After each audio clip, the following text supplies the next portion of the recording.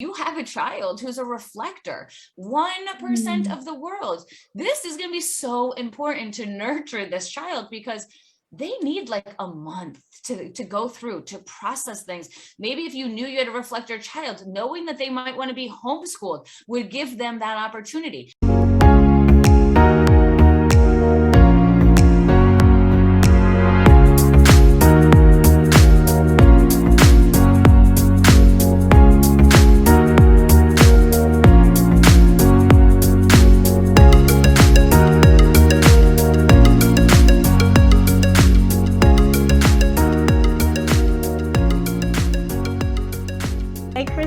How are you, my beautiful sister queen? How are you doing? You know, everybody is so excited. They don't want to hear me today.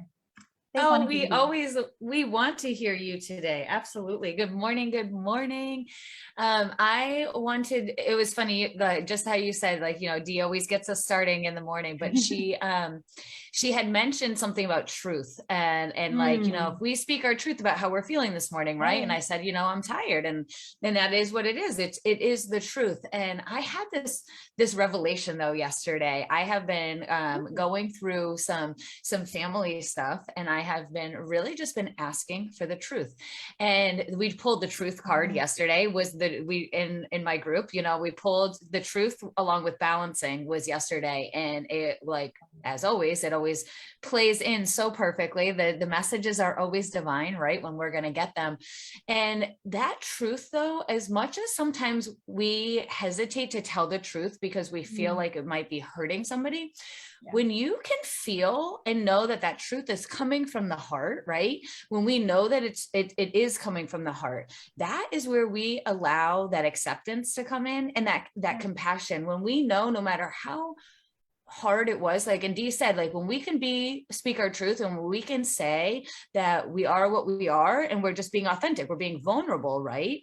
That really does, when we are speaking it from the heart, it does open up that acceptance. It opens up that place for like compassion. And then it lets you kind of be like, okay, I am tired. It is 8 o'clock in the morning or 9 o'clock, depending on where you are joining in from. And maybe you're just sitting there having your coffee. This is your way to wake up with the ladies, you know, and you are doing your morning coffee. And so it's okay to know that, to honor that, right? To honor your body and honor the way that you feel, and to know that it's okay to be tired, and to know that it's okay to take a nap. Me and Angela were just talking about that too, right? Taking naps in the afternoon. If you got to honor your body and you wanted to get up to do things in the morning, then take a little siesta in the afternoon and rejuvenate, right?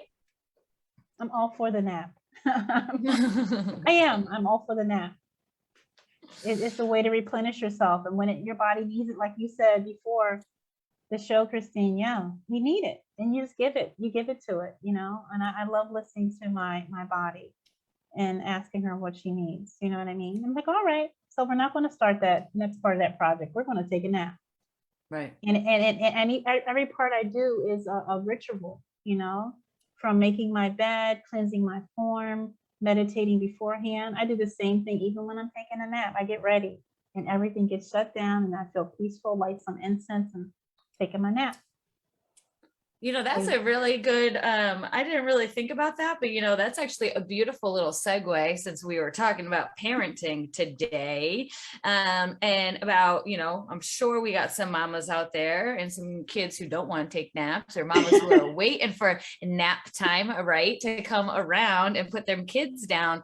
But I loved what you just said about having a little ritual. And I remember telling one of my girlfriends this, even when it was just a bedtime ritual, and she was just getting into yoga, and her daughter just could never quiet her mind, you know? And I was like, well, you like to do yoga. Like, what if we tried to, like, you know, do a couple of bed stretches for her, and like, let her do like some little poses. And this was actually in the time I was taking my teacher training for kids, you know, so I had all of these little tools and tricks, and all of that. We name the poses different names with the kids and stuff like that. But I'm like, you know, why not let her have her own little routine? Like, sometimes we forget this, like, that children need to have their own little space, right? Their own little routine, their own little way to calm down. And so even to bring and incorporate that into the nap time, if that is something that they need to learn how to quiet their mind and to quiet their space and be like, okay, this needs to be a quiet time. How can I unplug? Kids are now on their technology more or just as much as we all are, right? And so learning a couple of those little pieces. But Jesse and Deanna, let's get you to say hi and everything this morning. I just wanted to, that was just a good little segue with that. Girl, she's taking up her host responsibility. Oh, yes, she is. And she's doing fabulous. Hey, everybody. Right. My girl. You know what sparked in my mind when you said that, Christine, as far as having something for our children as well too, is that I think us as adults, we feel that the things that we do, it's just for us. Meaning mama's going to do yoga, mama's going to do a facial, or mama's going, or like what Angela said, mama's going to stage her bed. And we forget that, you know, we're co-creating with this amazing little human, and you know, we're showing them how to play the game, how to play this human game. So we really need to invite them into everything that we do, because that prepares them. So it's not mama needs yoga, don't, because I remember sometimes before when we were doing the alignment meditation with Nicole in the mornings, and some of the mothers were saying, can I bring my child? And Nicole was like, yes, hello, why wouldn't you? But I know it's just, you know, it's belief, it's programming. We feel that it has to be separate. So you sparked all of that just saying that. So I just wanted to share that. Oh my God. Hey guys. I was trying to get the buttons in and feeding a Zoe at the same time. So I was like, okay, hold on. This show is for you. So first of all, Christine, thank you so much. Yeah, this show is for us. So thank you. One, I really agreed what you say about us not separating the tasks, because ever since I integrated my own rituals with my kids, with my daughters especially, it's been like transformational, because I was able to see, of course they don't do yoga because they only do it sometimes. They do the poses because they know it relaxes them, but it's not their, like, this is not what they call to like release some steam. So they already did that. They were like, oh yeah, I did it, I'm really, really good at it, but no, I don't think I want to do that. I think I want to do something different. So I was like, okay, so so when I do the facials, they'll come along. When I do this, they'll come along. So I'm starting over again. I was asking Ange the other day, I was like, oh my God, Ange, like I'm going like insane. Because my rituals, I already put them and I do them, and I bring my books and I shut off the music. But because sometimes when we are taking care of other people's children, sometimes it's like, ooh, so how do I go from here now? But I still implement the same thing and implement the same thing. So this is the week of like, no more technology for nap time, no more technology for this. So we'll see if we survive after this week. But we do have a corner now. We do have a pillow for her that she has, and we have a few other things that we are implementing. So I'm glad that you're speaking on that, because we shouldn't separate it. We should combine it so we can become stronger. Yeah. And if before we go forward, a key thing to that is remember their heart and minds. They come with a set of what they would like to do. All right. And every time that I wanted to plug into my son, I said, well, how do you want to do this? You see what I do. What do you like? And that's why I was telling you, ask Zoe, what is her favorite this? What would she like to do here? And set her personal corner. It's her space. It's her space, and however she wants to enter it. So keeping them those individuals. That's what we're doing.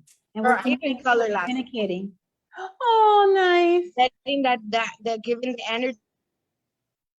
I even color in the space. Hold on, let me show you what I color. Because it's a part of my, so one of my, I have a chakra book that I am like really digging deep. It has like it had like little activities for you for you know, so you can tap into your chakras, whatever. So every so often I'll pull the book and we're like, oh, okay, I did that. All right, let's revisit it. So yesterday I was like, ooh, my owl friend. Beautiful. I'm meeting her in my meditation. She gave me a glimpse of it. So I was like, okay, girl, let's get in here. Awesome. So that brings us back. That brings us back to, I know parents are waiting to hear about how we're doing that within, like just just to continue the conversation of how do we do that? You know, how do we bring that in with our parenting, between our relationship with ourselves and our children, and, you know, their world, and bringing that unity in there, that focus. Christine, how would you say that we will bring that together with ourselves and our children? Using human design for parenting, using human design for our parenting.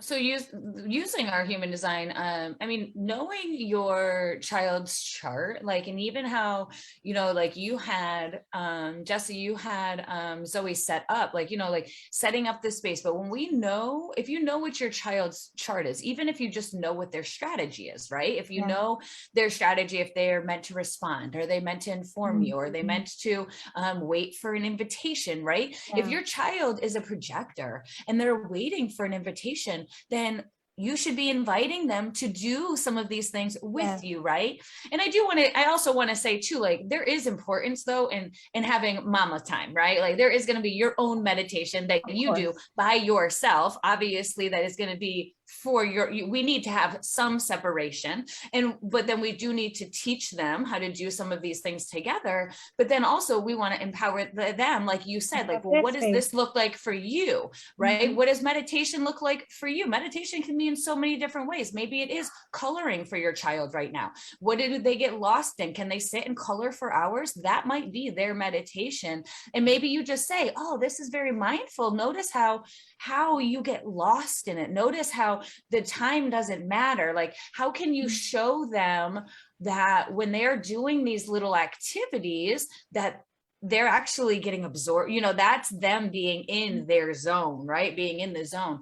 But when you can just know what your child's strategy is, it's going to help you communicate with them in a way that they can honor themselves. So you're teaching them how to use their strategy by you talking to them in that way, right? Like, you'll make sure you invite your projectors. My nephew, he is a manifester.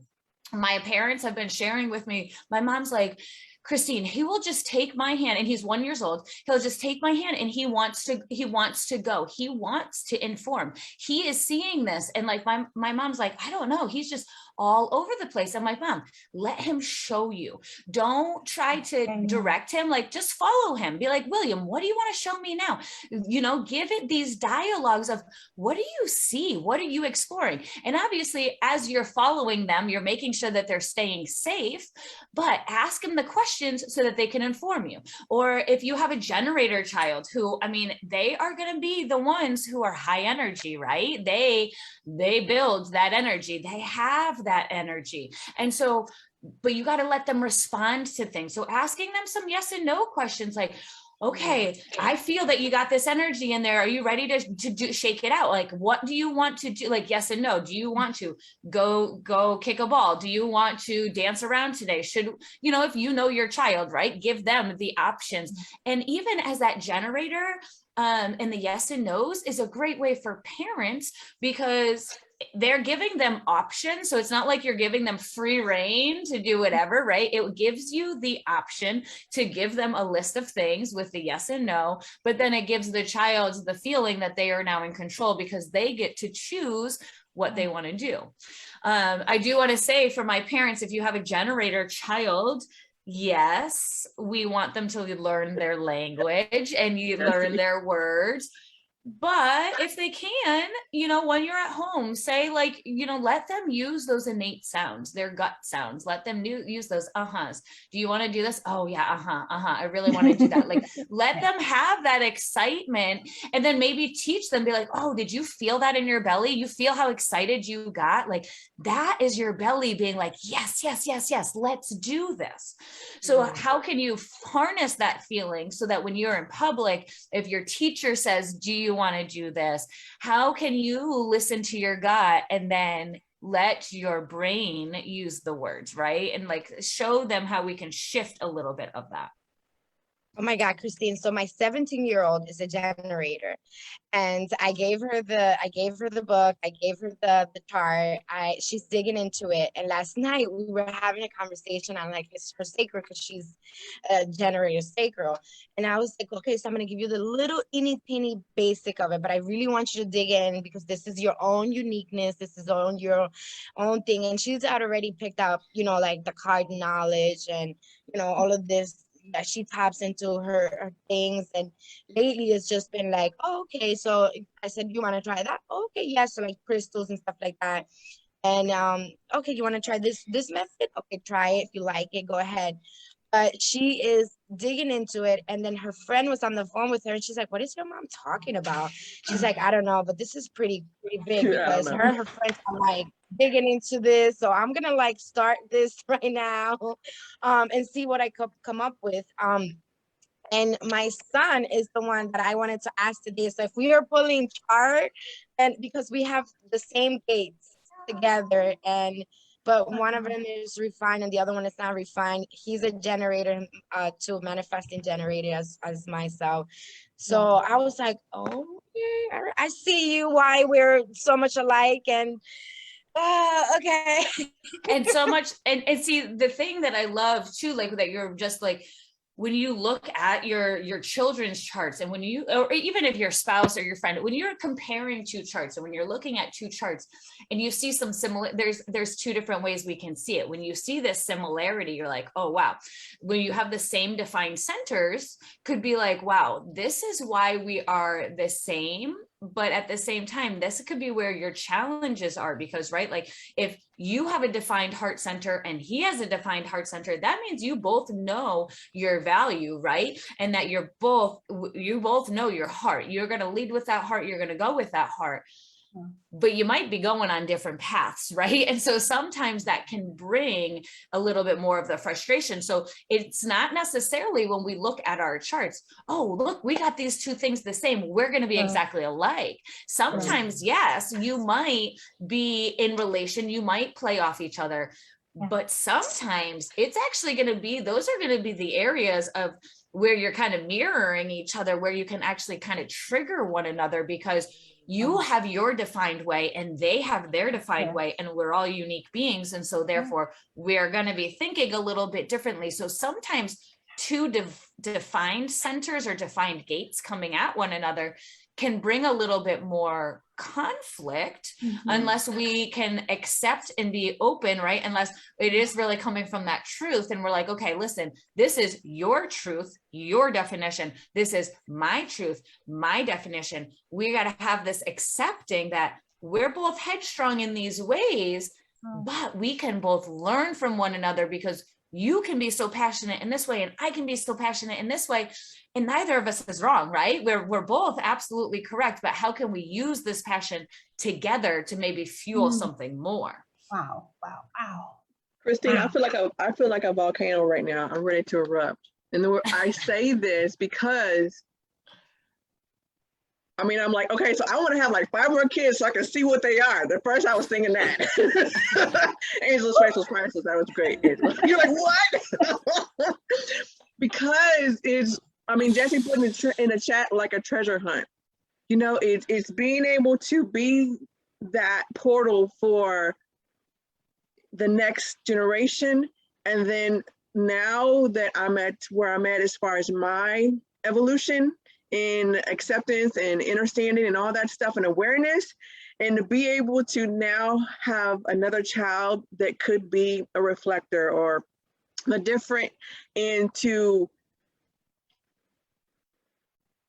accept that child on such a 10x level of this is who you are, and I love you, and let's do this together. Bam. So yeah, I'm a volcano. I mean, woo, I'm wearing red for a reason today, guys, or burgundy. Watch out. Oh my gosh. Guys, if you don't understand what Christine is giving you right now, do the chart for your children. Yes. Do the chart so you can have a foundation, some type of guide of or who they are. Because like Christine was saying, that the little one, and I think, did you say that it was their grandparent, right? That said that they're everywhere, they're all over the place. And then I was thinking, I'm like, okay, we tend to assume that other people are like us. And then when they're not like us, it's something wrong with them. So, I mean, just imagine a mother saying that I see that you are a generator, and I accept you. And then that's going to even empower that child even more to say, I accept myself, Mom. And now I can stand up in my truth, Mom, because you see me and you allow me to be me. And while they're being themselves, they're cultivating that relationship with themselves. So this is power. Yes. So I'm a volcano. Okay. I'm a volcano. Dee, I had so many chills when you were talking. My skin was just like goosebumped up, because you are right. Like when you can say that to like your child, like when you, that last little piece, when you're like, you empower your child to love themselves and to know themselves and to have that acceptance. And that is like, I mean, I'm just so like all chilled up, because that's what I've been struggling with right now. Like, and I feel like it's kind of some past life stuff. It might not necessarily be strictly from my mom, but I feel like if there was a little bit more understanding on how I am extremely unique, then that might have helped release some of this other generational stuff. If she could be like, you know, Christine, it's just really because you have this sacral, and that you are a 1-3, you're going to try all of these different things. I tried so many different things, and I'm like, I try it for 6 months and be like, oh, that was kind of cool. And then I would stop it. In our society, that's like, oh, my parents even would say, well, just stick with it for a little longer. Can't you just stick with it? You didn't give it enough time, and not let me break my bond. That's my strategy, is to break my bond. I'm really just meant to, do I like it? Yes, I do. Then I'm going to keep doing it. If I don't, I'm just meant to break it and go try something else. It's meant to be indifferent. But because my parents didn't know that, because I didn't know that, because society tells us to just stick with it just a little longer, then I created this complex inside of me, like, oh gosh, I'm just this failure. Like, why can't I just stick with one thing, right? And now I'm learning how to decondition that. So if you as a parent now can honor your children while they're growing up, while they're these little beings, like Dee was saying, and give them that empowerment, or especially if they're struggling, even in school, and they just can't get this math, and they're like, my teacher is explaining this math lesson, like for right now, I mean, I'm an elementary teacher, I have the training. I mean, you can now teach a kid math like 12 different ways, right? To do one thing. They now have all of these different things to do it. But the thing that can be so frustrating with a child, they'll be like, well, my teacher's trying to explain it this one way, and I'm not getting it this one way. And if as a parent, you can look at their chart and you can be like, well, you know, you have a defined head. And so your logical thinking, you're going to only understand really math in these couple different ways, right? Because you are defined in your thought process. And so how can we use your thought process? How can you write out your math equation this way? Maybe then the parent would be a little bit more open to talking to a teacher and be like, hey, you know what? I understand that there's 12 different ways to do a freaking math problem, but my child understands it in this way. They have a defined way of thinking.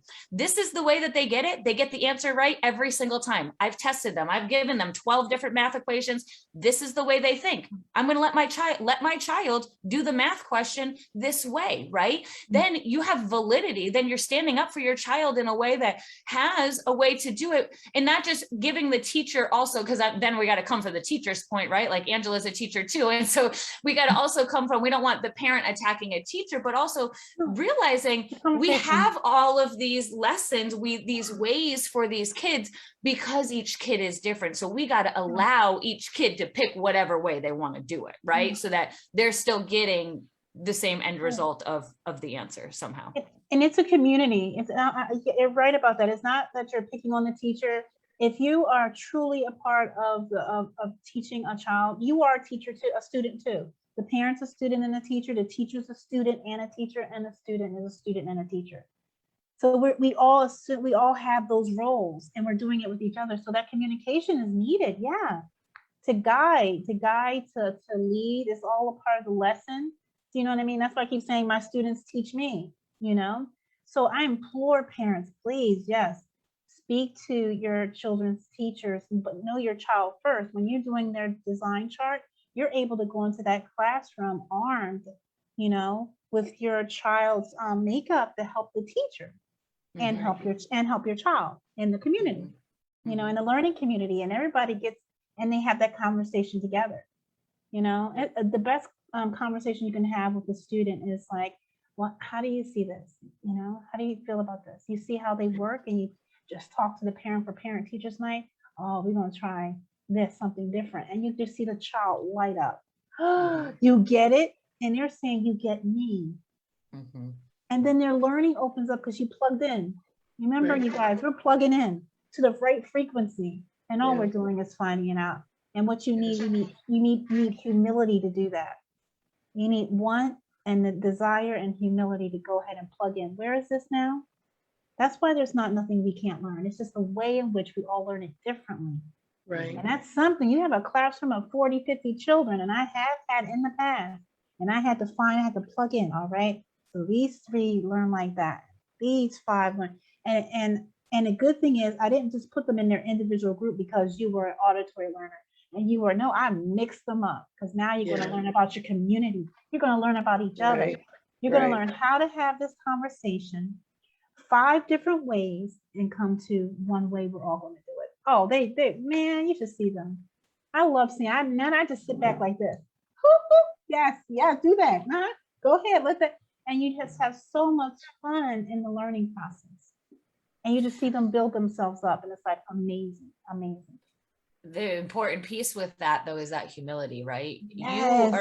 You are able to do that and to hold that space, because you are able to you are able to put them where they need to go and let go of that control and have a little bit of humility and be like, that's not me that's doing that work, right? I'm not here to do their work. No, you're here to just place them in the right, you know, and that was very beautiful. And I think that was one of the reasons actually that I got out of teaching, because there wasn't enough humility where I was at, and everybody just, no, you got to teach this way. And I'm like, but that's not helping these students. And I didn't go through enough of my lessons. I don't feel like also that was my area of where I needed to really rebel and break out. One day I will be back in the education system, helping it break out of what we are in right now, but I don't feel like that was my specific role.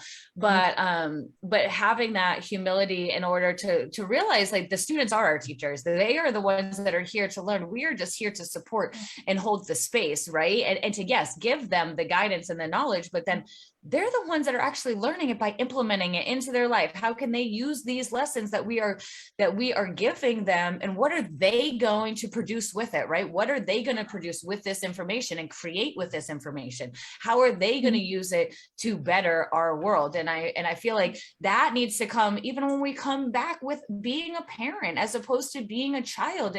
And we had talked about this briefly last week, just about we're conditioning our children, like we train them. We train our children just because of the way our society is that we talk to them like pets. Remember, we had talked about this conversation because we ourselves are in such a fast-paced moment.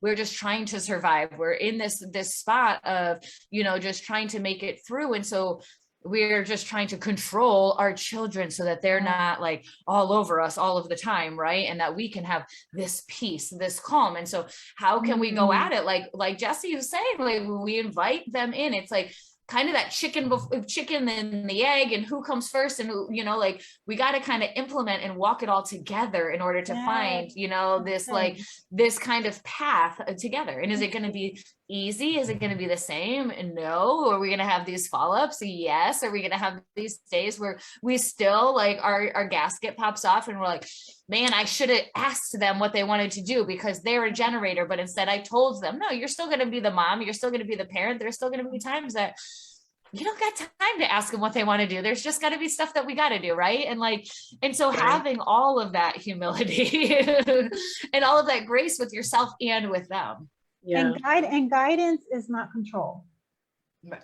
And control is not guide. And you either trying to control a situation, or you're trying to guide a situation. And the one thing that we have to be careful of, you can't not take away the most important human aspect of what they want, and that's to contribute. Can't take that away. That's a human need. And children want to contribute just like you want to contribute. This is their world, it's their life, and they want to feel like they're contributing to it. And when you're trying to control a child, you're taking away their contribution, and that's not good. No, everyone wants to feel like they are worth something, and that they're. She's in the portal. She'll be back. She'll be back. I was gonna say, is it me or okay? Well, before, let's see if she comes back. When she comes back, we're receiver with safe landing. But Christine, I wanted to say that when you were speaking, the one thing that came through my mind is that being awakened and being I think, because I was going through that yesterday with my guides. It's like the reason why society does these things for us is because they know what our superpower is. So if we can sit down into the number one law of spiritual law, which is breathe, right? You come into this earth, into this dimension, into this world, and it's to breathe. Am I good? Oh, Yes. okay, she popped out. Okay. Yeah, she Because popped out. because I closed my eyes for like a quick second, and I was like, wait, what's going on? I was like, am I in a portal? Okay, sorry. But the one thing is that we have to unlearn what we already learned here on this planet. So like, for me, I have to unlearn for what happened to me in 38 years. 38 years. So now that I can give myself the year of like, awaken and, and really be here, really be here. Right. And then tap into my powers. Some people can't handle that. Society, the government, all of it. So we are in that era where we're like, we have to find that out. Like, you are being called to be that powerful being and force that you are. Take control of your life. And this is one of the tools to take control of your life. And Christine, before you go on even further, I would love for you to read page 21 of your book. Read page 21. And she smiles. There's the quote. I don't know if that's how it is on the way on my screen gave me page 21. The quote about is it about the head center, or is it going to be about the magnetic monopole? No, the quote that he talks about self-love. About when you have your human design, when you go through your human design, it is like self-love or something like that. If you can't find it, then I'll look it up here. Well, if you're using the PDF version, you're gonna have to make sure that you're not looking at the PDF page and you're looking at the actual page on the book, because they're different. Yeah. Okay, so let me see. That was powerful when I read that. I was like, what? But I do want us to go back about how awakening and because I want to say that as you are saying that you're going through your awakening and you're relearning, and let's connect this back to our kids, because you said not everybody is really ready, right, to grow, to awaken, to do this, and this I'm going to bring back because this is what I've been struggling with some of my family members, and I'm like trying to help them awaken, and I'm trying to help them see, especially with this child, right? we have to remember that our children are brought here. They picked us. Your children pick you, and not the other way around. Our children pick you to give you these lessons, to help you awaken, whether you're ready to do it or whether you're not, whether you are aware of what is happening and whether you're not. So if you have a very energetic child and they're all over their place and they're trying to show you these things, like that, my manifestor nephew, you know, he is going to, my sister-in-law likes control. She likes to be in control. He is going to challenge that with her. She is going to get some of these lessons where I've had to be like, you know what? It's not my job to help them awaken. He is there to help them awaken, whether they're going to do it in a spiritual way and they're going to understand it. When you can understand your child's chart and look at it in that way, then you can work this process together. Just like you were saying, Jesse, like you can then be like, oh my God, this little magical being that is part of me is here to help me elevate, because then I clear my shit and then they're going to clear their stuff and they're going to elevate. And when they have their children, right? And that's how this cycle goes. They're here to help us. Our just like Angela said, the student is the teacher. The child is our teacher. We get so confused and we think that it's the other way around, but really they're here to teach us and to help us let go of all of our stuff. And so if you want to fight that, and if you don't want to realize that, if you want to get stuck in this 3D world, and that's where some people get stuck with this controlling and training their kid, like, no, you got to do this, you got to, and then what happens to them? They get angry. They're forcing in this fear. That's where, you know, the spankings and all of this happen. And that's because that's that generational curse. They didn't want to listen to what this child was trying to tell them, to break out, right? To break that thing out. They just did it again. And so when you are strong enough, when your child is strong enough, when your child is rebelling against you, when they're trying to do something, they are waking you up. And it's the same thing with any of our challenges that we talk about in any day spiritual world of just, why is this happening to me? No, it's not happening to you. It is happening for you. And I was trying to tell my girlfriend this the other day. My girlfriend the other day is like, Christine, you know, I don't know, I'm supposed to be moving, and then my landlord's doing this and blah, blah. And I'm like, you're supposed to move, and you're trying to create every excuse in the world on why you don't want to, because it is going to be challenging. I'm like, but the universe is now giving you, your landlord is now doing all of these crazy things because you're not supposed to be there anymore. And the more you keep trying to squeeze your way back in there, the more these things are going to keep hitting you in the face. And then you're getting mad and you're like, why? And I'm like, because you're not supposed to live there anymore. So buckle up, pack up your stuff and go find someplace else. And when you do that though, you're going to probably, the universe will probably blow your mind, right? And all of a sudden you're going to get this thing that you're like, oh, wow, because you listened. And so it's the same thing with those children. Start listening to those kids when they are driving you mental and be like, okay, what are you trying to show me? How am I supposed to switch? Welcome back, Angela. Welcome back, Angela. It's so crazy that you said that about the apartment, because I've been saying that to my husband for the longest. Like, oh my God, there's so many things happening in the apartment. There's like, now like an inspector came yesterday, and there's so much going on. So I you know, so yesterday we sat as a family to talk about it. I said, well, you know, the inspector said we're getting a brand new apartment. I was like, so we can either get a brand new apartment here, or we can, like, in the time that we are here and that they're fixing, we can put that money aside and then we can move out. And then I just left it and stay quiet. I know the answer to this question. And then, you know, then my husband's like, you know, I whatever, but I think we should move. I was like, and then my son and then my daughter, everybody's like, okay. So I was like, okay, good, because, you know, we're working together here, and since I am the one that has the openness, you know, all of you have it, of course, but, you know, I've been on the journey for a little longer. So I was like, oh God. So I'm like screaming and yelling, okay, so it's either happening here or another place. But I'm like, no, it's another place. I'm so happy. I'm so excited. So he's like, what? And you okay? Oh yeah, I'm good. That portal the portal was strong. It was like, woo. It rang the bell like 20 times. Even so, it's like, okay, as you're doing that, Jesse, you just went into the portal too. Yes, So. you did. That's why I'm laughing. Jesse, don't do that anymore because you just dipped into it. You dipped into You the just portal. did, You it's did really that. close. So stay centered. Stay centered. Yeah. When you go here, gradually. Right. Stay. She's still there. I was You know like, what? that happened. Right. You know what, Christine?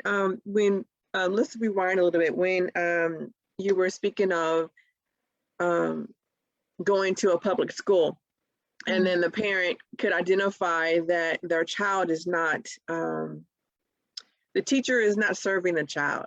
The teacher really isn't helping the child, you know. I want to share with our listeners that also gives you a choice, parents, to either homeschool or unschool. Don't think that, because remember, all teachers are not like Angela, right? There's only one Angela in this plane.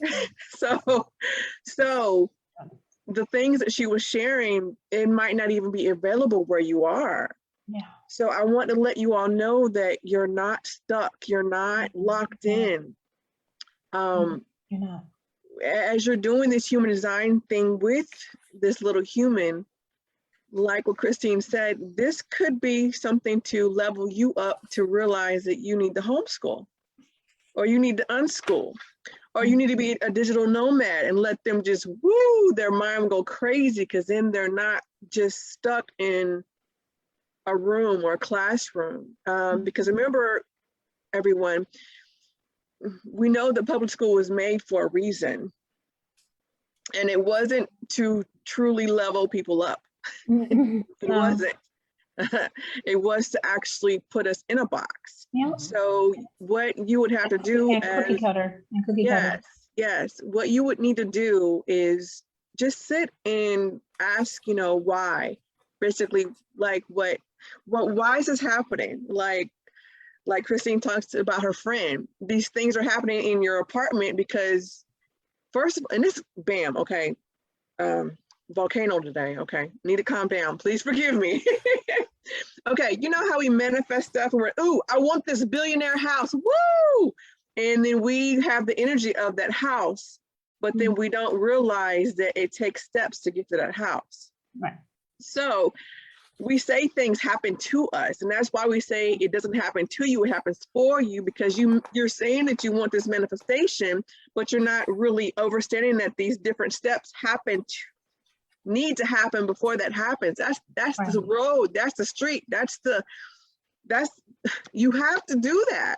So parents, just realize that when things happen with your children, especially like in the school systems, just sit down and just ask your guides, why is this happening? And then take aligned action.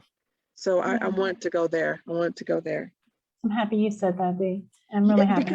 Because my mom was a teacher too. And it's insane for one soul to be in class with 30 or 40 or 50 other souls. And you really are expected for years. to have your mindset, even as the teacher / student himself, to be able to meet each soul, meet their need, help them, cultivate them, uplift them, and that's a lot of schools within different countries, as well as, and don't let it be a place where the government doesn't really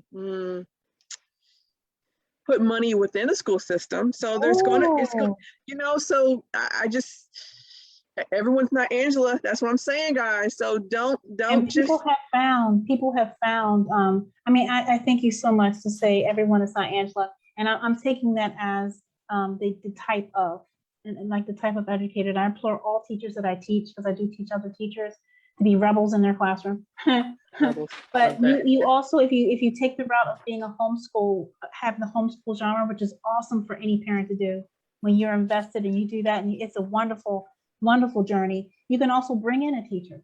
You can bring in one of these teachers that they are teaching in this manner, and that to help and assist as well, so there's so many ways that you can do it. Yes. There's so many ways. And I'm homeschooled my children, and my children have both, half and half, and it was whatever the time had allotted at that moment. So yeah, homeschool is awesome. Yeah. Yeah. It is awesome. You have options. Yes. Just to bring the other spectrum in there too. I was kicked out of schools because I wasn't the teacher that they wanted. Yes. Literally, they was like, "Oh, she can't conform." I was like, "I won't conform." And I was like, "Well, you know what? I realize I'm not the teacher that you would like at this moment, and you've changed your mind. And have a good one." And Right. I happily left. So this is everyone's leveling up. And the other thing I want to bring in, all the children, the adults that you see right now having this disconnect problem, even those running the school, they're those children that the parents before did not know how to attend to Right. allow them to be in their own heart. They're just adults now, still having to deal with that child within them to realize who they are. Yeah. All right. Yeah. So that and just to bring this about, it takes a lot. And there's more to it than just like Dee said, I want this, but there's steps to go to it. So Yeah. Yeah. and we have to stop remaining blind to those steps. Yeah. Yeah. Yeah. Awesome. Tiffany just said, my girl told us when she was 5 that she wanted to be homeschooled. And this was after being in an outdoor preschool program that she loved. Wow. Yeah, my daughter cried when she was in second grade. She did not want me to drive. She said, "Mom, can you come with me? Are you gonna drive? Can we go together? Because I want you here at school with me." And then when I said no, she cried. She would cry. She was like, "I don't want to go. I don't want to go." So listen to your kids, guys. That's why Zoe They're is people. with me, because she doesn't want to go to school. So her mother had to go to work, and instead of her going to somewhere else, I said, I can watch her, because on the time being, this is all I was doing. But we're trying different methods so that we can her spirit guides, because she is here to awaken her mother. So she's being activated now, a reactivation. That's what I heard. So we're here until the spirit guides want to put her back into mama's nest, so she can do what she came here to do. Awesome. That is awesome. Wow. So one thing that I was wondering, I actually think parents are actually wondering this. Christine, when you were going back to when you're saying, know the map of your own children, know their map, know who they are to help you in learning that. What would you say to the parent, all right, to connect to that map? Like, what is a way that they can actually help themselves to be able, like when I was speaking about the adults that were the children before that didn't get this, and that's why we have the condition we have now, but we still have to get back to that child within us. What would you tell the parent about with themselves? And I know where this is going to lead back, but I just wanted it to be talked about again. As far as the human design is concerned, and knowing that child within you, so you can connect.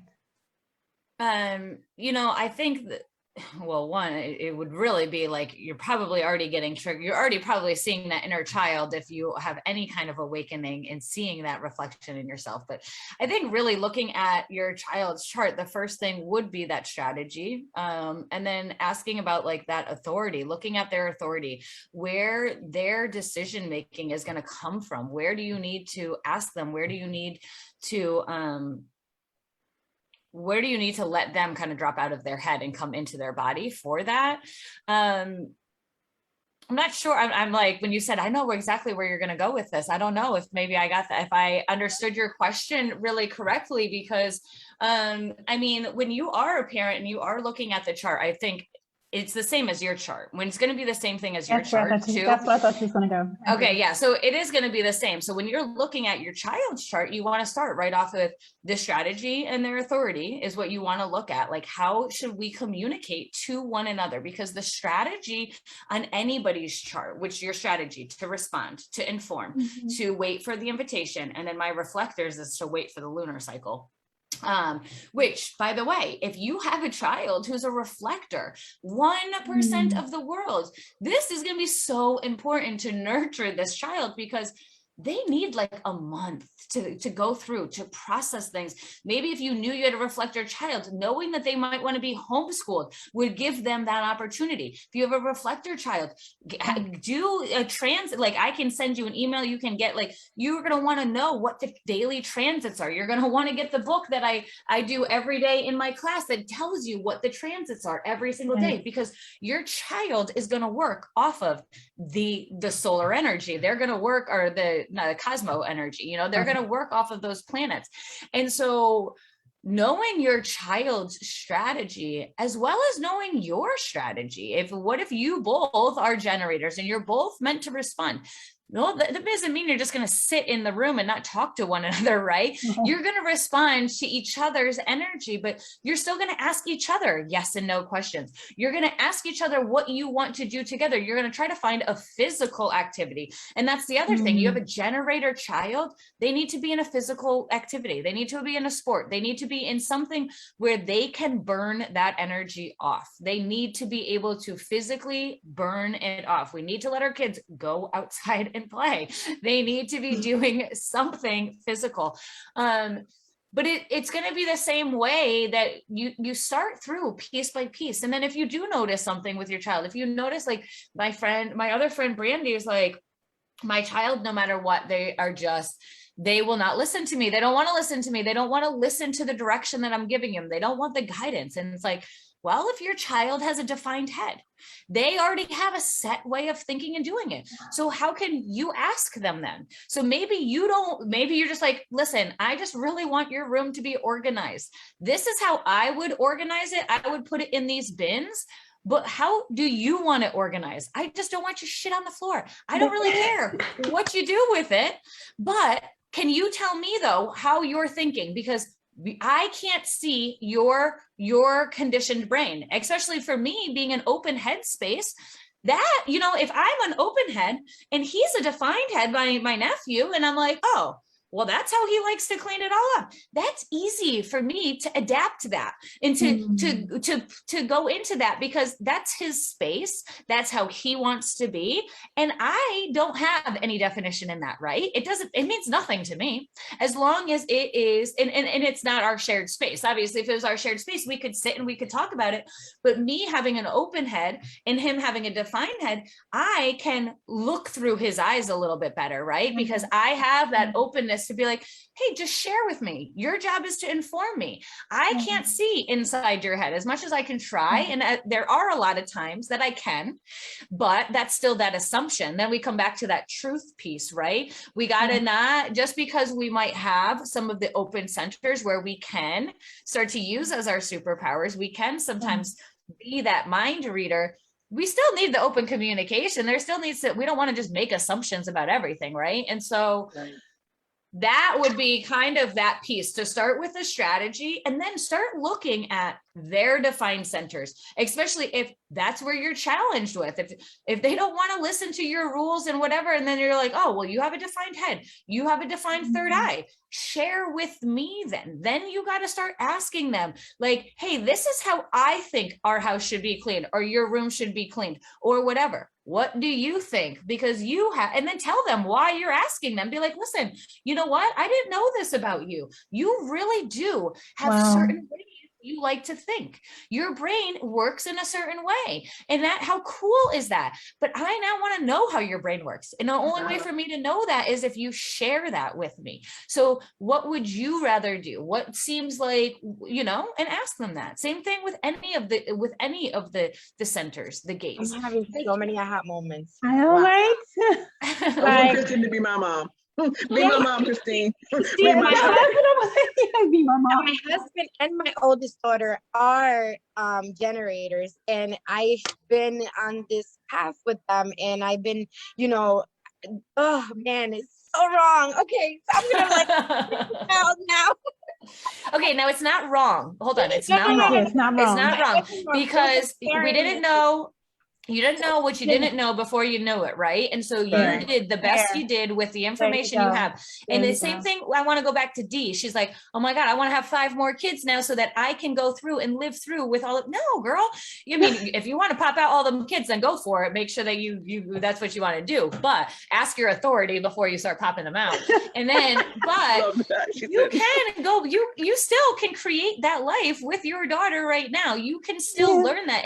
And honestly, the humility piece, the vulnerability piece, the you voicing this from your heart is actually going to give you a more powerful and a more elevated experience. You're going to learn more, and your daughter is going to appreciate you more, especially if you can come from that truth piece. It's going to be a hard piece, especially if you've known, like even Jesse was like, man, I was wrong. Well, come from that vulnerability piece. I do it all the time with my yoga students. I was like, listen, I didn't know this. I don't ever say I was wrong. I always say, hey, I didn't know this piece before when I was teaching you this pose. We actually should be doing this pose in this direction. It will help our neck a little bit better. It wasn't as safe. I never am like, I was wrong. I just didn't know, right? I didn't know that before. And so saying that to your children, as much as we want to still be the authority figure, if you can give that piece to your kids and say, hey, you know what? I didn't know this about you. And I've been trying to listen to you, and I love you. And this is why I've researched you. Here's your chart. This is you. This is why you and I scream at each other, because we both have defined throat centers and we both want to be heard, right? And we both got to yell it. Well, we got to learn how we can both be heard one person at a time, right? We got to both let each other speak and then listen.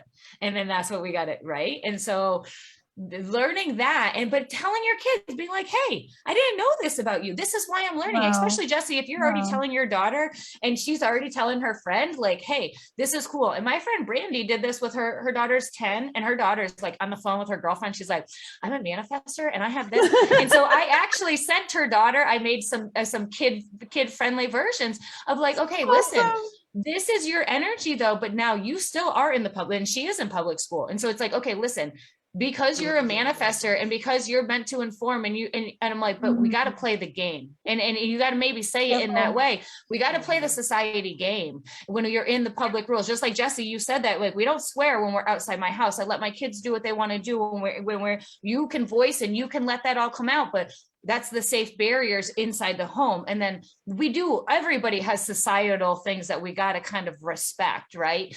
And so if we can kind of teach that to the kids as well too, like, we all want to blow our gasket. We all want to, pull out the punching bag and to do it. And we got to do it when we're in the right spot, right? And that's knowing your environment, knowing what's going on. It's not like you're playing games in any way. You're actually being very diplomatic, all right? Just because you know something, it doesn't mean that you have to do it all the time with that person. They have to know it right now. It will, and it's a way to communicate it. It is a way to do it and a way to communicate it. So you're not telling someone like, don't be real. You are being real, even accepting the situations that you're in, accepting this person for who they are, and then acting within that environment that you're in with who you are. And then the more we do that and act in our own authority, other people, we're lending them their own, because it's open and they're free to do just the same. And you're going to show them, I'm accepting, that's all right to do that. And then there's the open, and now we're really communicating, and everyone heals in that moment. Yes. And the same thing with your kids. If you can say, hey, I didn't know this about you before, or I did not know this, not saying I was wrong, but if you can say, hey, I did not know this, which is then true. your kids can say that to you. That's though. If they're like, hey, I didn't know this. I made a mistake. Hey, mom, I made a mistake. I didn't know. Oh my goodness. Then it makes it so much easier for them to tell you that. And then they can learn from that, other than that fear of being like, oh my God, I'm going to get in trouble. Right? It's not about like this, I'm in trouble. Yes, that empowerment. Yeah. It's empowerment in that, to admit that, because to say I don't know doesn't hurt anyone. To act like you do know, and when you don't, that hurts. Yes, it does. When you admit that, well, I didn't know this and everything, that's actually power. That's empowerment, Yes. And I have gotten so many props from my students and my children when I went, wow, I did not know that. you know, and then we investigate together. Yep. And then they're all in. They're all in. Yes, they're all in, because then, like you said, then they are that collaborative piece. And like, that is, everybody just wants to be valued, right? We just want to be valued. We just want to be worthy. And so by speaking it, by being playing a role, and that comes back to that first piece about that truth. Like, if it is coming from your heart, how can you really get mad at anybody if they're speaking their truth and they're speaking from their heart, and you're like, I just don't know, but like, I don't know why I did that. I didn't know before. I'm so sorry, or however it comes out, or whatever the reason it is. But when you can see that true vulnerability as opposed to trying to fake it, then we feel that, we know that energy does not lie, right? And we know when you're faking it, and and if you're just trying, and we're like, just like, let's work on it together if you don't know. Yeah. Christine, I want to go over the 6 basic needs that every human needs. Yes. Awesome. Certainty, variety, growth, love and connection, significance, and contribution. So us as nurturers, we need to understand that we're not the only ones that need that in the house. Everyone does. So that no matter the height of the human, we all need that. Because I totally agree with you. I definitely did my best to try to cultivate for my daughter, so she felt comfortable of saying how she felt about things. I would let her say it, I would let, and not that she was being disrespectful to me, but because ultimately she wanted to know why. I mean, why do we do this, or why did you do that, or and nothing about disrespect. I was doing my best to allow her to do that, because she's human too, and I knew, and you can feel, she wasn't coming from any type of disrespect or being malicious or anything like that. It was like, Mom, I just want to know. I want to know. So, and it could be, and maybe she has a defined head, and she's like, this doesn't make any sense to me why you're doing it this, and that's why she might want to know, because in her mind she would have done it a different way, because and I don't know if that's true, if she does have a defined head, or she could have an open head. And so now she's trying to understand your thought process, because she's trying to piece together. And so always open up those questions. Yes, sometimes it's like, it makes your job, it might be a little harder, because then you got to go through and answer those questions. But if she is just doing it not because she's trying to rebel against you, like, be like, no, Mom, I'm not gonna, why do I got to make my bed? Like, why I'm just gonna get back in it, or whatever. Like, it's not doing it just to be a rebellious thing, but a lot of times those questions, because you are their first teacher. They are trying to understand all of this sensory around in the world. And so that's why they are asking you. You're their first savior to give them these answers. And I just listed those leads in the chat. Awesome. We have come to that time. That's actually 9 o'clock. But it's fine. It's totally, absolutely fine. But I really would like to revisit this, because I had got a download while you all were speaking, and there are parents that are wondering, that have adopted children and are in foster care, and they actually would like to know, I already have they're feeling like the word setup came through, like the child that they're caring for is already has things that they're dealing with. I think all right, they're having trouble because of how they've become a family unit, not becoming the family unit, but they're dealing with children with emotional needs, I got, and they're just already set up. That's what I keep getting. Like, I already have this child, but someone else's was another thought, whatever that parent did to them. Now I'm in, and I want to do this, and they're having questions right now of how do they use human design to now help the child become who they are, I think. And how do I get to understand them with the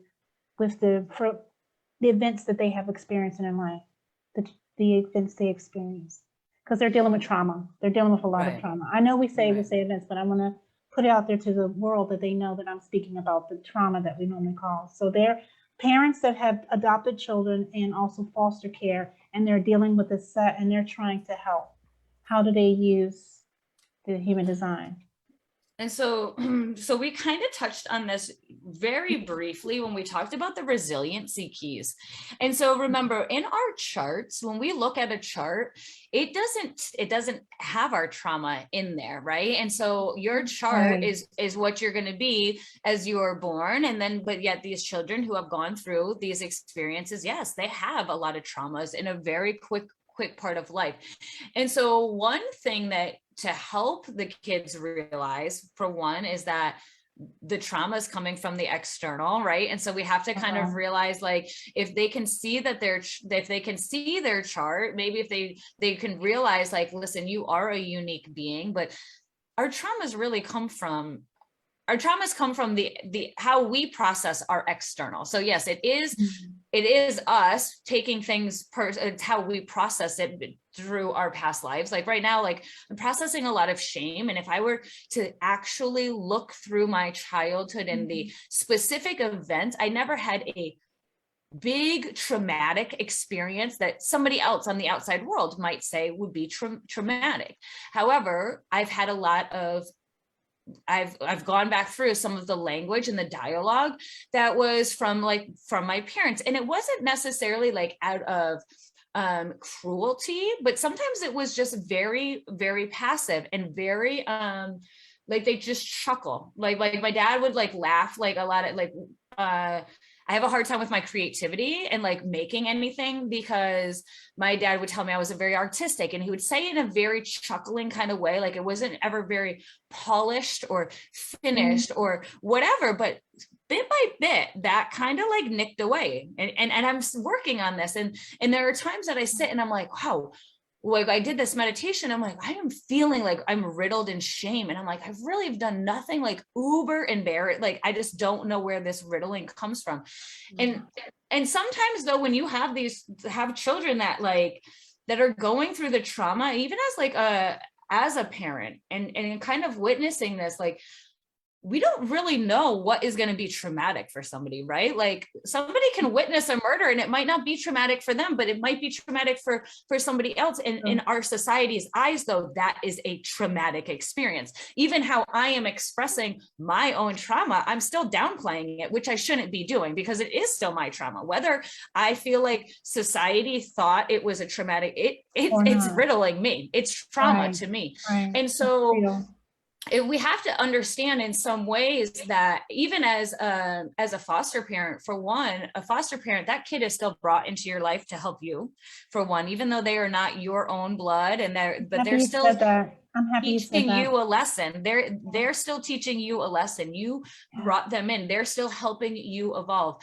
But I want us to all remember that all of our trauma, all of our stuff, we work through our resiliency keys, and that is the external piece that does not have to do with just the chart. So remember, the chart is a tool. These are all our tools. This isn't the end all, be all. And it's the same thing with any child too, and anybody in trauma. And so I'm going to read this just real quick, what she says. So resiliency keys are at the root of every archetype, and they're the 9 core archetypes. They're often triggered when we are learning from or we are being challenged by a trauma. And so these gates get triggered. These are the things that trigger with us that we then have to work on. And so they run very similar to a lot of the things that Deanna said that we need as to feel whole. She said the 6 things. And so the 9 keys are lovability. Do you feel like you are loved and being worthy of love? We have authenticity. How do you feel about expressing yourself? Do you feel safe in it that you can express yourself? Courage. Do you feel like you can push through some of your fears? Or emotional wisdom. And now this is one that I have been working on, like this, especially for kids with trauma. Is it okay for you to feel the way you feel? Are you upset about something and people are telling you you're too emotional? This is what I've gotten my entire life. You're too sensitive. You're too blood. No, those emotions are true to me. And I don't care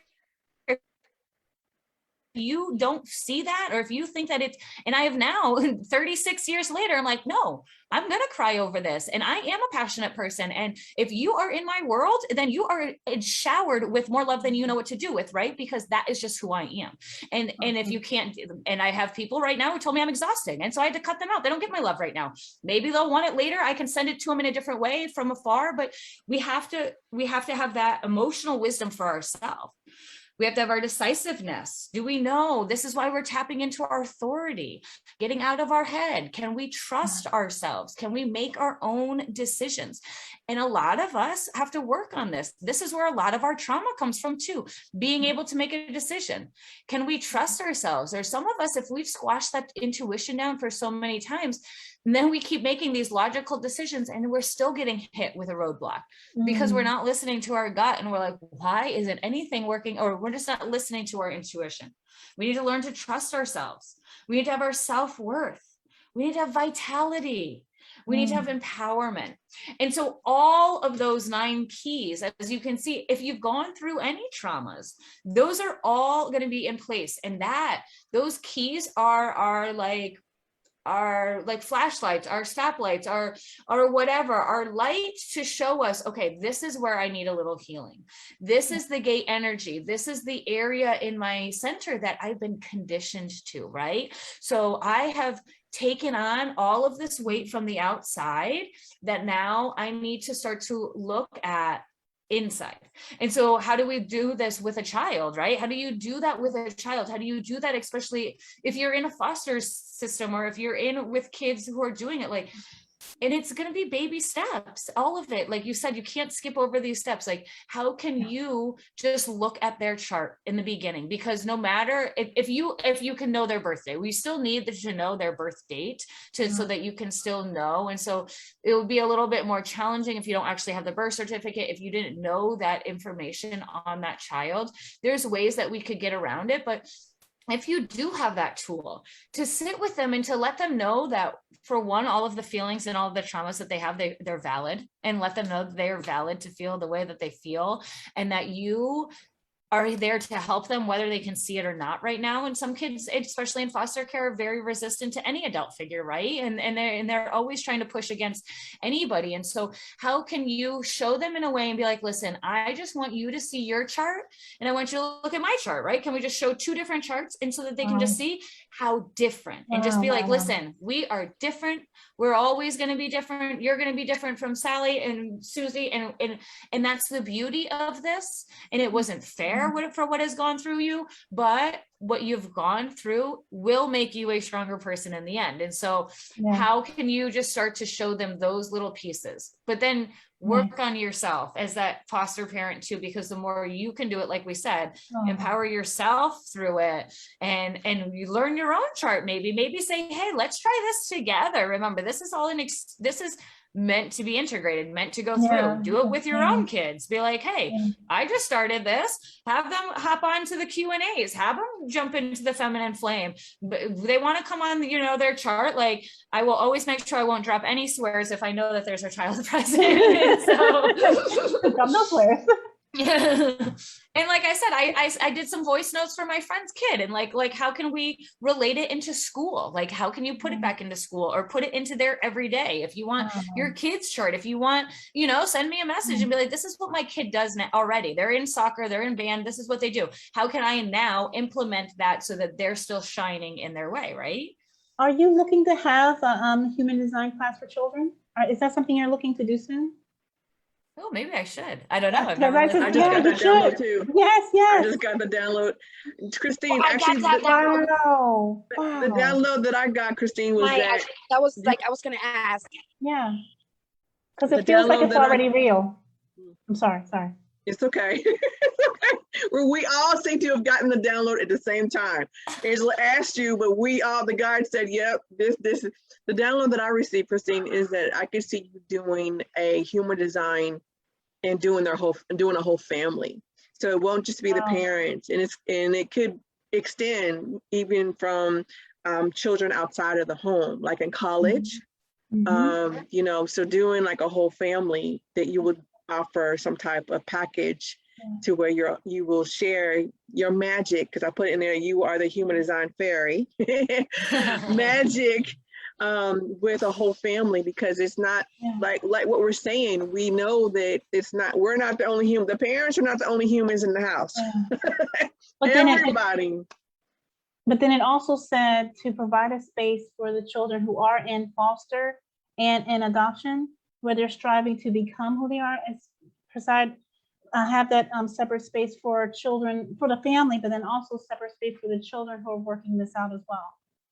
Yeah, it said to do both. It's actually saying to do both. And the children will grow from it. Have a human design class for them to come in and have that space to speak and use their voice for children. Yeah, children speaking to children. Wow, you're gonna do this, woman. Oh, excuse me. Yeah. It wasn't a command. It wasn't a command. I'm just letting you know it's coming through so clear that wow. Yeah. Wow. Well, it's funny. So today we came into a new gate, right? So today we came into a new energy.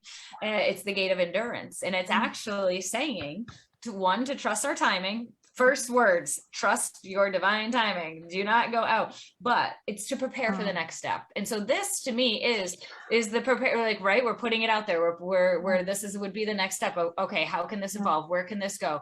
What will we do next? And it's funny because I do have a background in teaching. I am an early childhood teacher. I love children, and I have actually thrown it.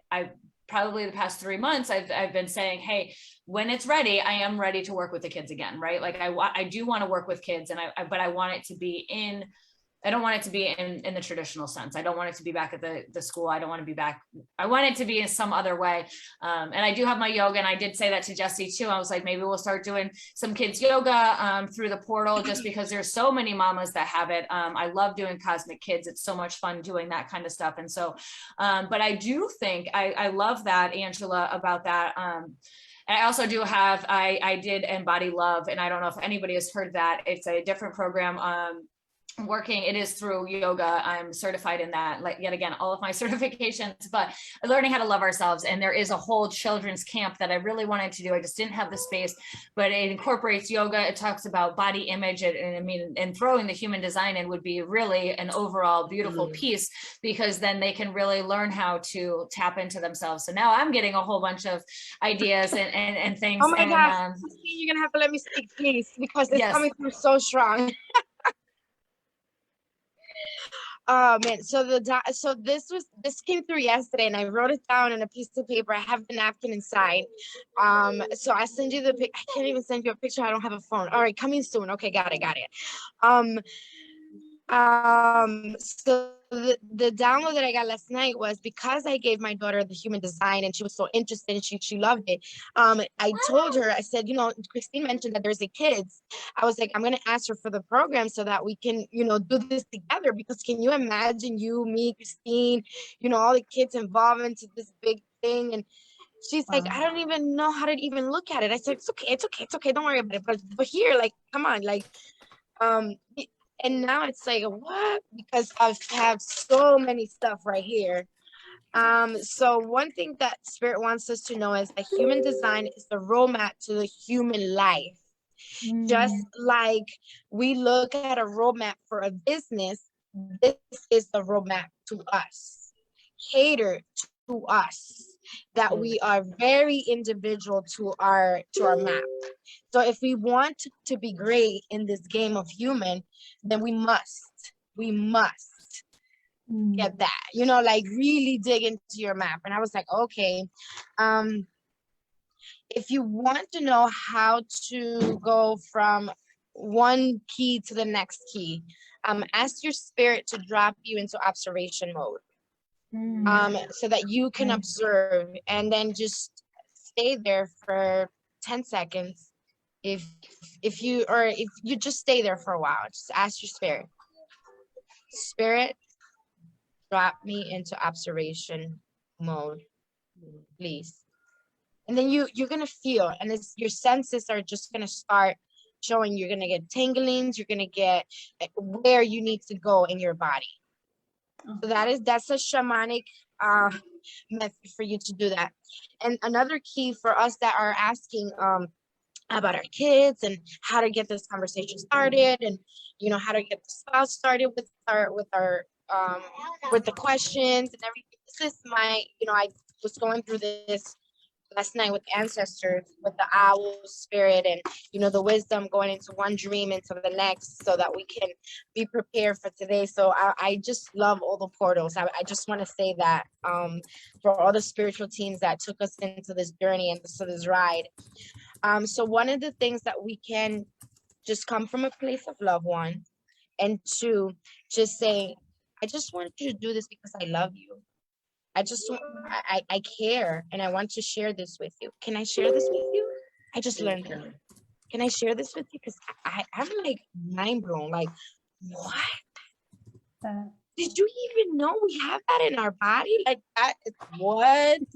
Okay. So yeah. So be the owl. Be in control of your, not in control, because control is it's a system word. Be at flow with the human design. Be at flow with your life. Be at flow. And don't forget nature and the 9 keys of your life. Yes, I love you, Christine. You know that more than ever, ever, ever, in all the lifetimes. Can you agree to this, boo? So we have come to that time. This has been such an amazing, awesome, and amazing presentation to everyone, because I've received from many, they needed to hear this and they were very happy to hear this. So it's that time for us to get our card of the day for everyone. Yay, yay, yay. I can't wait. I'm looking forward to seeing what's going to be revealed.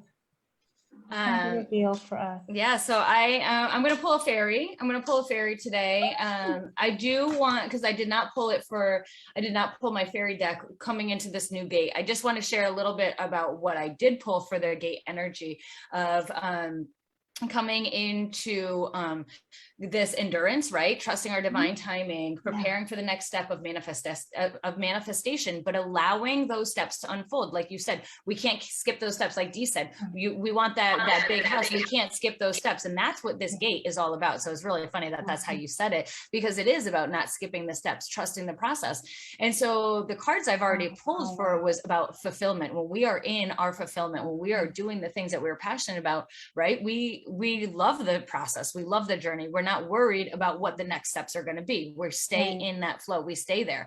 And then we got asparagus for our transformation, because as we are staying in that way, and I love this, they say the asparagus is about standing tall, standing in your truth. When you can stand tall, stand in your truth, that's when that transformation is going to happen, because you're trusting, you're allowing, you're letting that fulfillment and that passion come up through you. And then we had our tantric energy, which was beautiful because it's balancing that masculine and feminine. We've already talked about that, about how when we can bring that cohesion and that thing in alignment, even Ryan was talking about that too. When you can find that balance of the masculine and feminine, that's where we find that singularity. We're not living in that dualistic role anymore. We find that balance, which then brings us to our fulfillment, which then all of a sudden we can trust, we can relax, we can wait for the endurance, for the timing to come when we have all of those feelings in motion.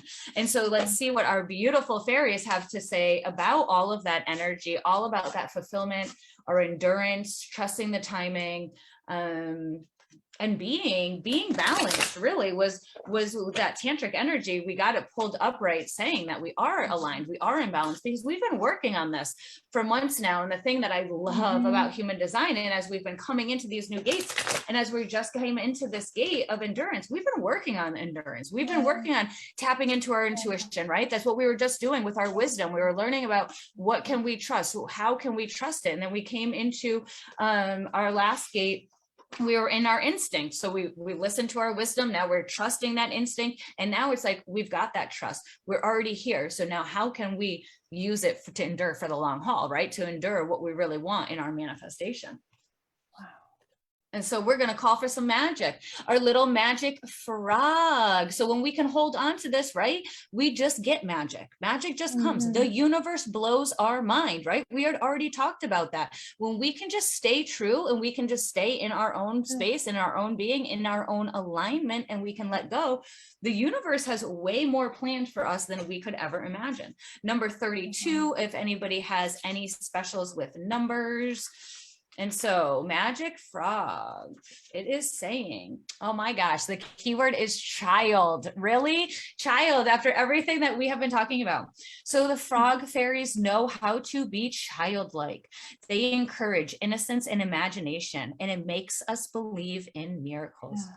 You have drawn this card because you are asked to pay attention to that small child part of you. Nurture her with playfulness and kind words. Praise her accomplishments. Let her splash in those mud puddles or sing a silly song. Let her giggle. Help her find that magic in everything she sees. Lay off work a bit and take time for joyful fun.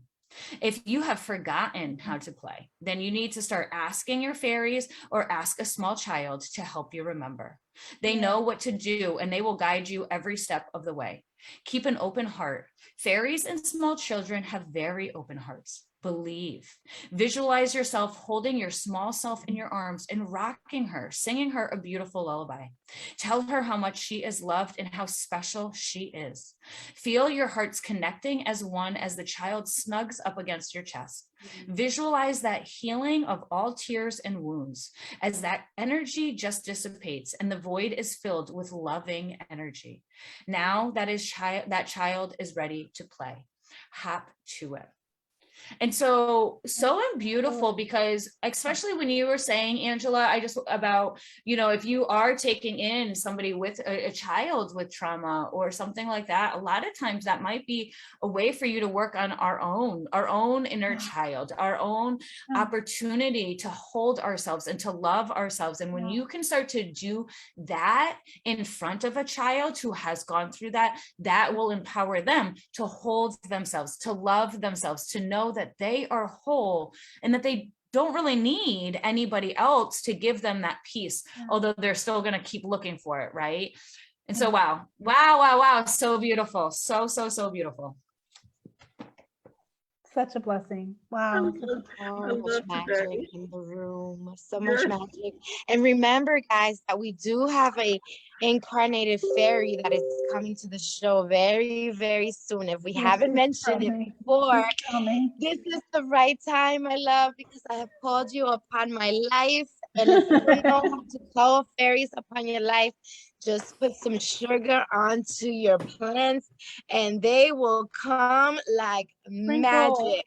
It is so beautiful. Jenny Lynn will be here within a week's time and it's going to be so magical. It's so enchanted every time I go see her. So enchanted. I love her. Yeah. Every time she just speaks. I love her. Everyone, wow, what a blessed show. What all of them are. I'm just so thankful every day for the gifts that we receive from the divine and how we are opening ourselves to receive. And I love that. And we're showing others in the same light because we are all being healed. We're all becoming ourselves. And this is awesome and amazing. All right, everyone. Last words. Who wants to go first? Last word or words? Give it up. Give it up. I just want to say I want to cry. This has been amazing. I feel so many different emotions. I've learned so much because ultimately, guys, when we're talking about parenting, when we go through different events, we get to a point to where we have to parent ourselves. So the things that I learned today, Christine, I'm going to do it with myself. I'm going to listen to myself. I'm going to make sure that little Deanna has all of the needs, her resilient needs, as well as the 6 basic needs. So girl, you just dropped it on us. Wow. Jessie? I'm going to go next. And yes, so last year, my guys said, we're going to put you on a tea regimen.